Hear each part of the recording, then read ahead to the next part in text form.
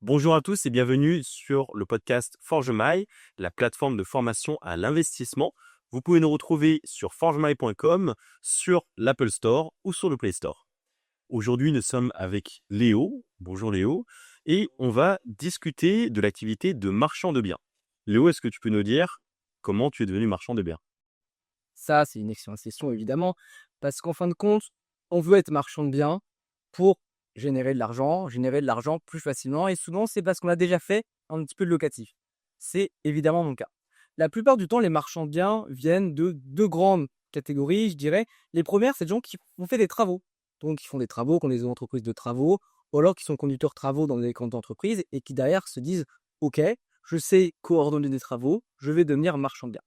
Et la seconde partie, c'est les investisseurs immobiliers qui ont fait des bons projets, qui ont plusieurs biens immobiliers, qui se disent: «Bah, j'ai accès à des biens immobiliers des côtés. Maintenant, je vais devenir marchand de biens pour bénéficier de la plus-value sur le court terme». Et donc moi, je fais partie de cette deuxième catégorie, c'est-à-dire de ceux qui sont devenus marchands de biens après avoir fait un parcours dans le locatif. Donc après une trentaine d'appartements, je suis devenu marchand de biens pour acheter et revendre. D'accord.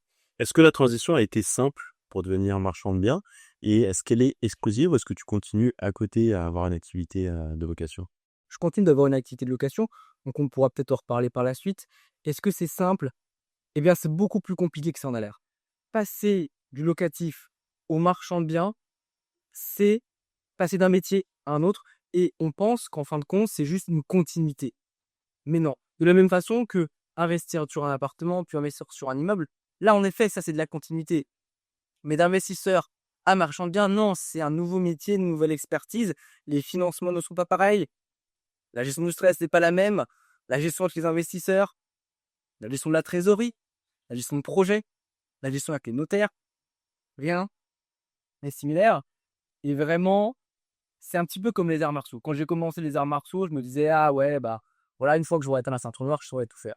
Et c'est quand on atteint la ceinture noire qu'on se rend compte qu'on n'a absolument rien fait, qu'il faut tout découvrir et tout apprendre. Bah, c'est la même chose avec le marchand de biens. Je pensais être un très bon investisseur et tout connaître de l'immobilier parce que j'avais, tu vois, une vingtaine d'appartements. Quand je suis devenu marchand, là, je me suis dit: «Ah oui, bah, je suis pas si bon que ça en fin de compte». Et heureusement que je suis associé et que mon associé est beaucoup sur le terrain parce que la plupart des projets, même seul, j'aurais du mal à les traiter, en toute transparence. D'accord. Comment tu t'organises avec ton associé? Alors nous, on s'organise de 2 façons. Dire que on a mon associé Nicolas Hutois qui est vraiment opérationnel. Donc lui, il va être sur les chantiers, il va trouver les opérations, il va cadrer tout ce qui est sur place avec les locataires, voilà, la gestion des chantiers, les artisans, enfin l'ensemble de la gestion, on va dire d'une opération. Et moi, je vais vraiment être plus sur la partie administrative. Donc qu'est-ce qu'on entend par là? Ça va être tout ce qui est la relation aux investisseurs, la relation aux banques, les levées de fonds, ça va être la gestion de la trésorerie parce que autant pour un investisseur, c'est assez simple. Quand on est investisseur, on a un montant, c'est l'apport, on le met et c'est terminé. Quand on est marchand, on doit jongler constamment entre différents des biens de ligne de trésorerie, différentes ventes, des ventes qui se décalent dans le temps, donc qui modifient les tableaux. Et comme on emprunte beaucoup plus cher, c'est-à-dire qu'en général, un investisseur immobilier, il va, on va dire, aujourd'hui emprunter à 3,5. Le marchand bien, en TAEG, 3,5 en gros, TAEG 4. Le marchand de biens, il va avoir un TAEG en moyenne à 10. D'accord? Voire plus. S'il a sur des investisseurs externes, ça va être entre 10 et 12%. S'il a investi via du crowdfunding, on peut vite être entre 15 et 20, voire 25%. S'il investit avec les banques, on est plutôt voilà, entre 8 et 10. Mais les banques sont très contraignantes et c'est aussi pour ça que les gens se tournent sur les investisseurs privés, soit vers du crowdfunding, mais on en reparlera plus tard. D'accord. C'est une activité qui est stressante ou ça va? Je suis directeur financier, donc j'ai accompagné pas mal de boîtes. Et je pense que c'est une des activités les plus stressantes, l'activité de marchand de biens, que j'ai pu rencontrer jusque-là. Je dirais que c'est assez similaire avec une startup qui lève des fonds, qui est en burn cash, qui doit constamment lever tous les 1 à 2 ans. Pour moi, c'est assez similaire. C'est c'est des montagnes russes. C'est-à-dire qu'en plus de ça, quand on est marchand de biens, notre trésorerie personnelle et notre trésorerie professionnelle, c'est la même. Dans le sens où on doit beaucoup investir, on doit parfois injecter de l'argent très rapidement. Donc notre CCA, compte courant d'associé, est tout le temps en fluctuation. Donc en gros, bah, parfois, moi, sur mes comptes personnels, je peux avoir 300 000 et le lendemain, j'ai 2 000 € parce que j'ai dû tout injecter sur mes opérations de marchand, parce que j'ai dû acheter une nouvelle opération. et que malheureusement, il y a un truc qui s'est pas passé comme prévu, donc j'ai dû aligner mon argent perso. Et ça, c'est ultra, ultra fréquent. C'est ce qui fait que l'activité est très stressante, en plus d'être difficile. Et ça, on pourra en revenir un petit peu derrière. C'est quand on analyse une opération, il y a plein de façons de faire des erreurs. Il y a plein de façons de se tromper. Il y a plein de façons de perdre de l'argent. Donc déjà, le premier truc, c'est ne pas perdre d'argent sur son opération.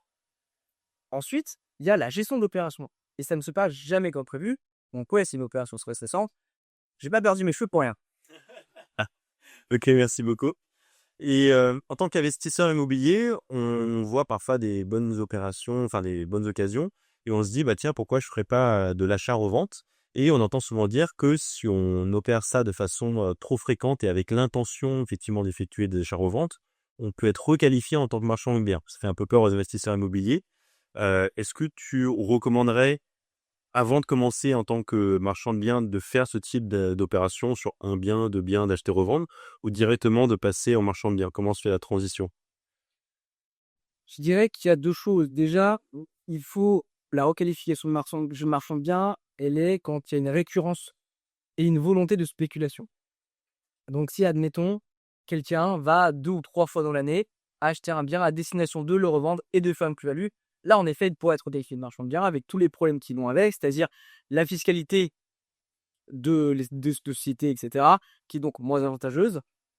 Et donc lui aussi, il va être considéré professionnel de l'immobilier et donc aura on va dire, les conséquences sont supérieures pour le marchand de biens s'il y a un problème, notamment sur le plan juridique, parce qu'il est considéré comme étant professionnel, alors que l'investisseur, lui, ne l'est pas sur le principe, hein. Donc ça, c'est le premier point. Ensuite, est-ce que je conseillerais ou pas de commencer par une opération comme ça, en investissement locatif? Eh bien, pas forcément. Pour plusieurs raisons. Déjà parce que c'est une activité, les marchands de biens. On ne peut pas le faire juste une fois et s'arrêter là. C'est c'est pas adapté. On risque de faire des erreurs sur la première. Parce que la première, c'est le commencement, donc on fait forcément des erreurs. Ensuite, il y a l'aspect fiscal. Autant, si on veut se lancer dans l'activité, tout de suite, créer la chose, créer une structure adaptée pour ça. Il faut pas oublier les frais de notaire réduits. Les frais de notaire réduits, on ne peut pas les avoir. Donc en gros, on est entre 2,5 et 3% en moyenne, alors que pour un acte classique, on est entre 8 et 8,5%. Les frais de notaire réduits, on ne les a que si on est professionnel immobilier en tant que marchand de biens. Donc, voilà, je veux dire, faire une opération où on va faire un flip avec les frais de notaire normaux, c'est aussi réduire sa marge sur la partie marchand de biens et donc potentiellement son risque. Donc non, je tendance à dire, si les gens veulent se lancer sur l'activité, qu'ils s'y lancent vraiment. Mais c'est pas une activité qu'on fait à côté d'un job salarié. C'est vraiment, soit on y va à fond, soit on n'y va pas. Éventuellement, voilà, on peut être en fin d'un contrat et donc se dire qu'on a au moins 50% de son temps qui peut être affecté à l'activité. Mais si quelqu'un pense qu'il peut être marchand de biens et travailler à 90% pour notre boîte, c'est pas possible. C'est impossible. C'était d'ailleurs l'une de mes questions. On peut faire une activité en parallèle de ça, ou ça te prend à plein temps? Pour moi, l'activité de marchand de biens, c'est vraiment une activité qu'on doit faire à plein temps. On doit la faire à plein temps pour plusieurs raisons, hein. Déjà parce que elle est très stressante. Elle est ensuite très chronophage. Et elle demande énormément de compétences. Et ne serait-ce que même sur le plan des compétences, ça veut dire que continuellement chercher à se former. Se former sur les nouvelles lois, se former sur le marché, comment est-ce qu'il évolue. Parce que autant l'investisseur, comme il achète le bien et qu'il considère qu'il va le vendre dans 5, 10, 15, 20 ans, la plus-value potentielle à l'instant T, elle n'est pas forcément très importante. Alors que le marchand, c'est tout à l'heure l'inverse. Lui, il doit analyser le marché pour savoir combien il va pouvoir vendre le bien dans 6 mois. Donc, s'il anticipe des modifications de marché, si il a mal fait ses calculs, les conséquences peuvent être désastreuses. Et donc, c'est là où on ne peut pas vraiment le faire à moitié. Parce que si on le fait à moitié, ça veut dire aussi grandement améliorer le mise derrière ou grandement augmenter les gains. Et ça, dans l'activité de marchand, c'est compliqué parce qu'on est tous sur des sommes importantes, conséquentes, et on peut vite perdre des montants aussi importants et conséquents, notamment pour ton empreinte. Parce que, comme je l'ai dit, si on emprunte à 10%, derrière l'opération se passe mal, ben on doit quand même payer des intérêts de 10%. Donc à partir de là, bah, si on ne fait pas la marge attendue, soit on ne marge pas, soit même on peut perdre de l'argent. Et ben ça va très très vite. J'en ai rencontré plein des marchands qui ont perdu de l'avance sur leur opération. Vraiment plein. D'accord. Moi, je suis formé au marchand de biens. J'ai jamais pratiqué, par contre. Est-ce que tu recommandes plutôt de se former avant de se lancer, ou plutôt de se faire accompagner? D'ailleurs, je crois que toi, tu accompagnes des personnes. Ou est-ce que on se lance comme ça et on apprend sur le tas au fur et à mesure? Et qu'est-ce que tu recommandes, avec ton expérience? Déjà, je dirais qu'on ne peut pas se lancer marchand de biens sans avoir une réelle expérience dans l'immobilier. Au moins une expérience dans le locatif ou dans les travaux. Si on n'a ni l'un ni l'autre, pour moi, c'est pas faisable. Ensuite, en effet, il faut se former pour avoir les compétences, pour comprendre les problématiques et ce qui va nous arriver sur la partie marchand. Je pense quand même que c'est essentiel. Surtout quand on parle, même pour une première opération, admettons, on va sur une petite à 200 000 euros, ça reste 200 000 euros. Donc c'est quand même pas rien. Le risque, il est quand même important. Donc même si on se dit 200 000 euros, on va dire qu'on va acheter une marge de 40 000, on peut aussi perdre des sommes importantes. Donc, selon moi, il est quand même vraiment pertinent d'aller se dire, OK, je me forme quand même un peu avant parce que c'est quand même pas des montants négligeables, surtout quand on débute. Ensuite, moi, j'accompagne, en effet, ça peut nous arriver d'accompagner des marchands ou des investisseurs sur leurs opérations. Donc, on a deux types d'accompagnement, hein. Donc, d'un côté, on va accompagner des investisseurs, simplement des gens qui veulent augmenter leur patrimoine, faire du locatif. Et nous, comme on a des biens décotés en tant que marchand de biens, on peut les positionner sur des biens décotés. Ou alors, on peut aussi les positionner sur des biens que nous, on revend. On gère absolument tout, les travaux, on cadre tout, comme ça, il n'y a aucun problème. Et ils sont sûrs à 100% de barre de problème, d'autant que nous, en tant que marchand de biens, on a une responsabilité. Et donc, pour le coup, ces projets se passent bien. Et ça nous arrive éventuellement d'accompagner des marchands sur leurs premières activités. On le fait quand même assez tôt parce que c'est pas notre activité principale, mais c'est des choses qu'on peut faire. Après, le but n'est pas là pour nous, mais quand on nous demande, ça peut nous arriver, ouais. Et se faire accompagner, donc soit on peut se faire accompagner, mais on peut aussi s'associer. Ça, c'est quelque chose qui se fait beaucoup. C'est s'associer avec un marchand de biens qui a de l'expérience. Je vais prendre un exemple simple. Toi, Daniel Vu, qui a de l'expérience en tant qu'investisseur immobilier, tu te dis, tiens, je pense que là, j'ai une bonne opération. Pourquoi je ne m'associerais pas avec Léonard Descartes? Donc, tu viens me voir, tu vas me proposer ton business plan, tu vas me dire, est-ce qu'on peut la faire ensemble? Parce que moi, j'aime bien, mais je ne suis pas sûr de réussir à cette opération convenablement. Et là, c'est intéressant parce que on va réussir à trouver ensemble une solution pour le financement, pour la stratégie, et potentiellement, tu vas bénéficier de toute mon expérience pour, faire ton opération. Et ça se fait énormément, énormément. Même nous, ça nous est déjà arrivé de nous associer avec des marchands plus expérimentés sur des types de projets qu'on n'avait pas l'habitude de faire. On peut en revenir un petit peu plus en détail, mais prenons un exemple. Nous, les corps de ferme, on n'en fait pas. On est spécialisé vraiment sur l'achat d'immeubles, la division de l'immeuble, le traitement de problèmes, soit structurels, champignons, mérule, etc. On divise, on met en copro et hop, on revend à la découpe. Ça, c'est là où on est les meilleurs.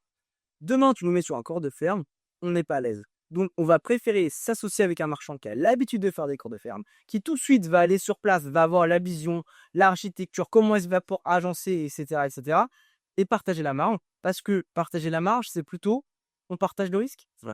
Et on est sûr d'avoir la marge. Parce que nous, on y va seul. Ok, on prendra toute la marge. Mais on n'est pas sûr d'arriver. Qui est marge, On a. ouais. Exactement. Et on a aussi beaucoup de chances de souper. D'accord.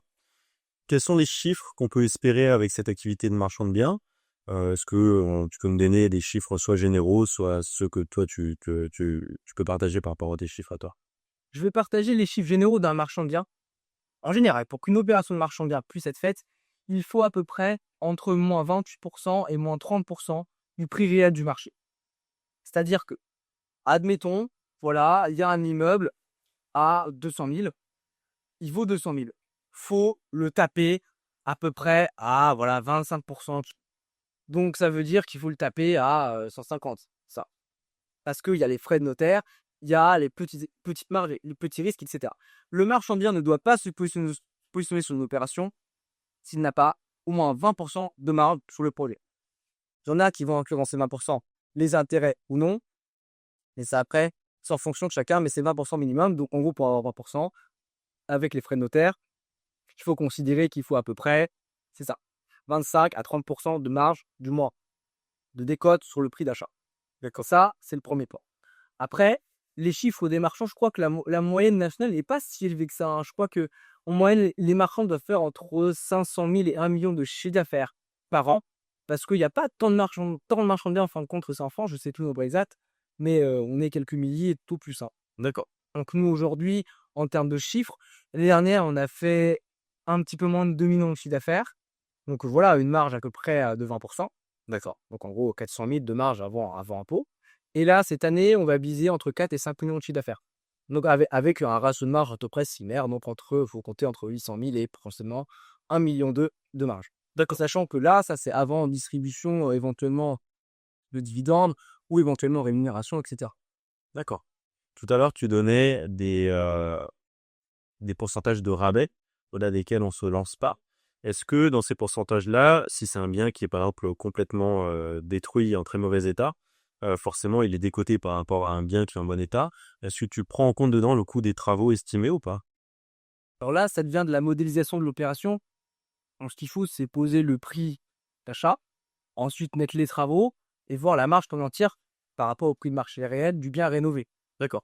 Mais là, je pense, quand je disais moi 25 à 30%, c'est plutôt sur un bien où on fait un aller-retour. D'accord. Ou du moins, on n'a pas grand-chose à faire. En effet, quand on fait les travaux, par définition, souvent quand on fait des travaux et qu'on donne de la valeur à un bien, déjà quand on est marchand bien, on a des tarifs, on va dire, préférentiels. C'est-à-dire qu'on arrive à optimiser les travaux pour qu'ils soient souvent moins chers que pour quelqu'un de lambda. Pourquoi? Parce qu'on a l'habitude de travailler avec les mêmes équipes, parce qu'on fait souvent des gros chantiers. Et donc, on a souvent des réductions et on sait cadrer les gens.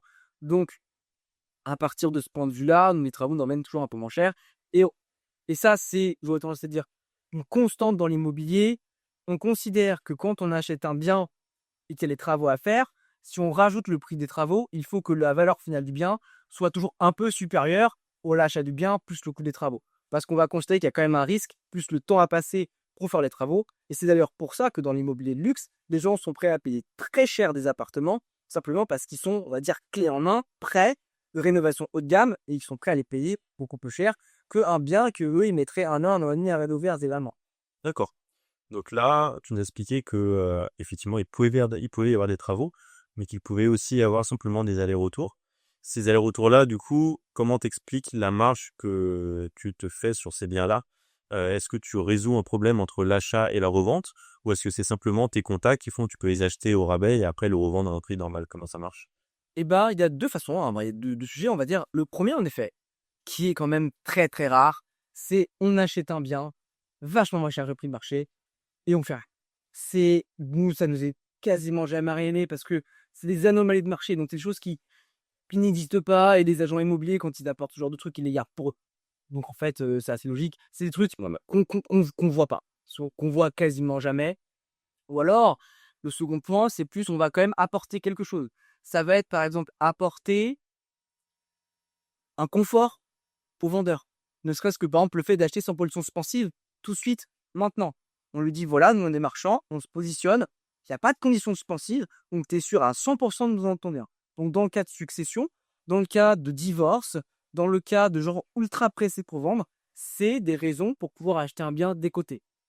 Après, il y a aussi quand même le fait qu'on vienne traiter des petites problématiques ou résoudre des problématiques. Un exemple simple, on a eu cas, on a racheté un immeuble à moins 30% du prix de marché. Pourquoi? Parce qu'il y avait des problématiques structurelles. Les problématiques structurelles, on a réussi, nous, à les identifier, à les traiter avant la vente. Donc, on a fait quasiment un aller-retour sur une période très courte, mais c'est parce qu'on avait déjà fait tout le travail en amont. Il y a quand même eu un travail d'expertise qui a été le fait de réussir à trouver le problème, le diagnostiquer et le traiter. D'accord. C'est quand même très rare de pouvoir simplement faire un aller-retour, prendre 20 à 30% de marge en n'ayant absolument rien fait. D'accord, d'accord. Vous les gardez combien de temps en moyenne, les biens? Est-ce que ça s'étale sur plusieurs années, sur quelques mois? D'ailleurs, est-ce qu'il y a un nombre d'années limite où tu peux garder le bien? Comment ça se passe ça? Pour le nombre d'années limites, on va s'arrêter, on va dire 5 ans. Ça va être plus simple parce qu'en général, voilà, on va considérer qu'il faut 5 ans pour pouvoir revendre le bien. Après, quand il est locataire, c'est plutôt 3 ans. Mais bon, bref, c'est encore autre chose. La moyenne des marchands de biens, je dirais, qui conservent une opération entre 1 et 2 ans. Pourquoi? Parce qu'il y a le temps de faire les travaux, il y a le temps d'acheter bien, le revendre, le commercialiser, etc. Nous, on essaie d'aller sur des durées plus courtes. Ça peut être des durées déjà plus longues pour certains marchands quand il y a des énormes travaux. Une rénovation complète, des surélévations, des gros travaux, ça peut aller au-delà d'un an, 1 an et demi. Et donc, 1 an de travaux, plus la commercialisation, on est tout de suite sur 1 an et demi. Donc, ça peut vite déraper sur 2 ans. Nous, on préfère des opérations courtes. Donc, on est plutôt sur des opérations moyennes entre 3 de durée de portage, entre 3 mois et 9 mois. Pourquoi? Parce que en fonctionnant ainsi, on réduit drastiquement le risque. C'est-à-dire que moins de temps on porte une opération, moins de temps on est soumis à cet aléa de marché, à cet aléa lié au fait que l'immobilier peut prendre ou perdre de la valeur. Donc nous, plus l'opération est courte, plus on sait qu'on est proche de nos prix de sortie estimés au moment où on a fait nos calculs et notre business plan. Donc, on a vraiment une analyse risque et pas uniquement une analyse marge, parce que la marge, c'est bien, mais si derrière, tu es en risque et tu perds de l'argent, ben, ça n'a aucun sens. Donc, on peut faire réduire le risque pour être sûr de faire les marges, ou quasiment sûr de faire les marges qu'on s'est indiquées et qu'on s'est fixées, plutôt que d'aller chercher des marges indécentes, en fin de compte, d'avoir des problèmes à revendre, avoir son ego qui se fait du souci, qui se dit ah ben non, mais moi je suis sûr de le vendre 200 000 le bien, alors qu'en fait, il part pas à moins de 180.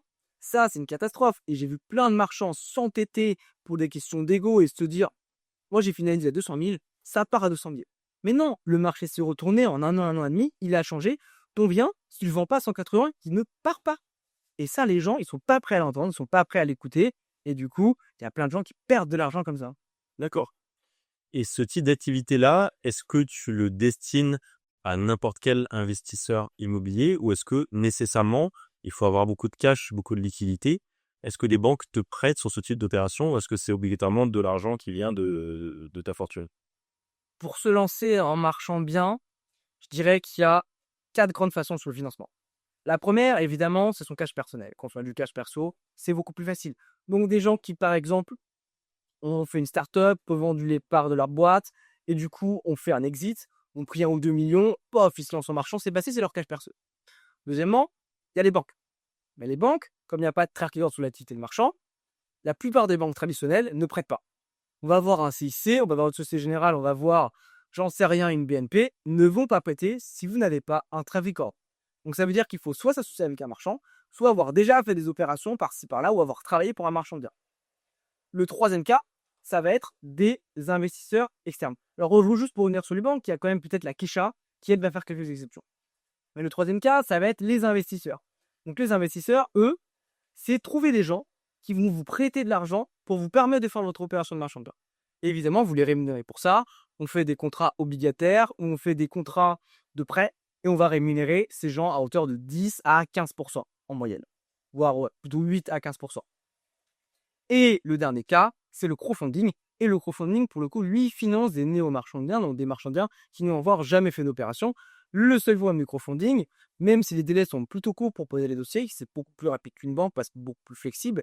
Le problème, ça va être, il est de deux ordres en fin de compte. C'est un, le fait que c'est très cher. On pourra revenir plus tard dessus, mais le crowdfunding, pour un marchand de biens, ça va coûter en TAEG entre 13 et 25%. D'accord. C'est énorme. Et le deuxième problème, c'est les garanties demandées sur le marchand de biens. On va avoir évidemment des cautions personnelles, mais ça, à la limite, ça va. On a des hypothèques, mais parfois, on peut avoir des fiducies. Le problème de la fiducie, c'est que le propriétaire, c'est plus le marchand de biens, c'est la fiduciaire, c'est la fiducie. Donc, quand on va revendre via un fiduciaire. Et donc là, il peut y avoir des frictions avec le vendeur parce qu'il ne va pas, avec l'acquéreur parce qu'il ne va pas comprendre qui est-ce qui vend le bien. Il dit mais attendez, c'est un particulier qui le vend, un marchand de biens, mais pourquoi du coup c'est une fiducie qui me revend le truc? Et du coup, on peut créer un problème et un problème aussi au niveau des notaires. Donc en fin de compte, le crowdfunding peut quand même poser pas mal de soucis. D'accord. Est-ce que tu peux nous expliquer, pour ceux qui connaissent pas, ce que c'est une fiducie, le système de fiduciaire? Bah, c'est simplement, en gros, quelqu'un qui va prendre un risque, qui va le porter à notre place.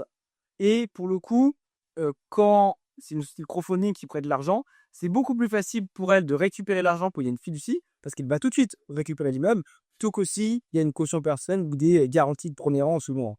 D'accord, d'accord, d'accord. Comment scaler avec cette activité de marchand de biens? Est-ce que tu as des conseils à donner ou pas? Et bien justement, c'est une activité où c'est très compliqué de scaler. Les façons les plus faciles de scaler sur l'activité de marchand de biens, évidemment, c'est d'aller sur des opérations plus grosses. La deuxième solution, c'est de s'associer. Et la troisième, c'est de recruter. Et recruter, c'est quand même très compliqué parce qu'en fin de compte, comme les marges sont assez élevées, dès que les gens savent faire le métier, ils le font en avis. Donc il y a très peu de marchands de biens qui ont des équipes et qui du coup ont des opérateurs pour scaler en marchand. Donc c'est vrai que la plupart des temps, les gens s'associent. Ok. Et ce qui est en fin de compte assez logique. Comme on est sur une activité où l'argent généré est important, dès que les gens ont les compétences et les connaissances, ils le font pour eux-mêmes. Et au pire des cas, si c'était un CDI, ça coûterait très très cher. Donc, ça accentuerait également le risque d'une activité qui est déjà à risque. Donc, les marchands, pour scaler en général, ont tendance à s'associer entre eux. D'accord. Est-ce que tu as une opération type que tu voudrais nous partager en tant que marchand de biens? Une opération type, je dirais, c'est très simple. Le marchand de biens, il va acheter un immeuble, il va traiter les problèmes de l'immeuble, il va le découper et il va trouver des investisseurs ou alors des personnes pour leur résidence principale pour leur revendre l'intégralité de l'immeuble. Donc lui, il va quand même devoir gérer tout ce qui est assurance de l'immeuble, tout ce qui est les travaux, les machins et la commercialisation de biens. Et ensuite, il va faire sa marge là-dessus et lui, bah, simplement, il passera sur une autre opération. D'accord. Donc la résolution de problème dont tu parles, c'est le passage d'une monopropriété à une copropriété, par exemple. Ou est-ce que c'est des problèmes plutôt de squat, de... Peut tout y avoir. D'accord. Là, vraiment, il y a de tout. J'aurais tendance à dire que les squats, c'est encore quelque chose d'un peu particulier dans l'activité de marchand parce que chaque marchand est spécialisé dans un ou deux secteurs spécifiques. D'accord. Il y a des marchands spécialisés sur les squats, des marchands spécialisés sur les corps de ferme, des marchands spécialisés sur les terrains à matière, des marchands spécialisés sur la vire, bon, c'est encore un autre sujet ça, des marchands spécialisés aussi sur les immeubles, comme nous par exemple, ou des personnes simplement sur des résidences principales, ou voire même du luxe. Et quelqu'un qui est spécialisé dans le luxe, demain, tu lui mets un immeuble à traiter avec une mérule. Il n'est pas forcément capable de le faire. Et à l'inverse, nous qui faisons des immeubles avec des mérules, avec des problèmes structurels, demain, tu nous mets sur une prestation haut de gamme de luxe, on est vachement moins à l'aise. Pourquoi? Parce qu'on n'a pas forcément tous les codes du luxe. On peut se louper sur un ou deux aspects qui peut rendre le bien invendable sans forcément se rendre compte. Tout ça, c'est une expertise. Et plus on est sectorisé, meilleur on est en tant que marchand. D'accord. D'accord. Pas sauter sur n'importe quelle occasion. Il faut vraiment spécialiser plutôt. C'est mieux. Et nous, c'est vrai que comme on vient de l'investissement locatif, c'était plus simple pour nous de se spécialiser sur les investisseurs. Donc, on vend des biens avec des rentas intéressantes. D'accord. Plutôt parce qu'on connaît le client, on sait ce qu'il va chercher, on sait qu'il va chercher de la renta, on sait quel profil de locataire il pourra mettre sur le bien. Et en fin de compte, c'est pour nous beaucoup plus simple parce que on se projette comme quand nous, on a commencé l'investissement. Donc, nous, on est spécialisé sur, on va dire, l'investissement clé en main, D'accord. donc la revente d'immeubles à la découpe pour des investisseurs avec des projets clés en main. D'accord. Est-ce que c'est un type de société, la société de marchand de biens, qui se vend, qui se valorise ou pas du tout? L'activité de marchand de biens ne se valorise pas. Ou du moins, sur le principe, c'est une activité qu'on ne peut pas revendre. C'est-à-dire que moi, là, je vais faire, on va dire, 5 millions de chiffre d'affaires, je fais 1 million de marge. Dans plein de sociétés, on se dit, la valeur de la société, on va dire, c'est 7 fois l'EBITDA. Donc, ça veut dire que dans ce cas-là, ça serait 1 million de marge. Ça veut dire que ma société vaudrait 7 millions. Et pour le marchand de biens, c'est pas le cas. C'est pas le cas, c'est très simple en fin de compte. Parce qu'il n'y a pas de récurrent, parce qu'il y a une dépendance totale sur le dirigeant, parce que le dernier point, c'est qu'en plus de ça, bah, il y a 4 salariés. Ouais. Du coup, demain, moi, je pars, mon associé part, il n'y a plus de boîte. Donc, on ne peut pas racheter quelque chose d'une espèce de coquille vide. Donc, ça veut dire que l'activité de marchand, ces chiffres, c'est juste ce qu'elle génère. Et elle n'a pas de valeur. On peut donner de la valeur dans une société de marchand de biens une fois qu'on est vraiment structuré, qu'on a plein de salariés, des process, etc. Mais il y a quasiment aucun marchand de biens qui est comme ça. Donc, la plupart du temps, quand on me demande est-ce que l'activité de marchand de biens a une valeur, je dis non. Ok, très bien. Un dernier petit conseil à donner aux personnes qui nous écoutent, qui hésiteraient à se lancer dans le fait de lancer une activité de marchand de biens. Si les personnes veulent se lancer dans le marchand de biens, il faut absolument se focaliser sur l'activité et se dire qu'on ne fait que ça. Donc, il faut évidemment se former, être sûr qu'on est résistant au stress, avoir du cash de côté, être capable de lever du cash ou de trouver de l'argent et surtout être prêt à énormément travailler. C'est une activité où il n'y a quasiment pas de pause. Il n'y a pas de pause mentale et il n'y a pas de pause non plus en termes de temps. Les artisans, ils peuvent travailler un peu n'importe quand. Les locataires peuvent nous appeler n'importe quand. Le stress, il peut arriver à n'importe quel moment. Ça, il faut être prêt à ça. Très bien. Merci beaucoup Léo. Merci à vous de nous avoir écoutés et à très bientôt sur Forge My. Merci.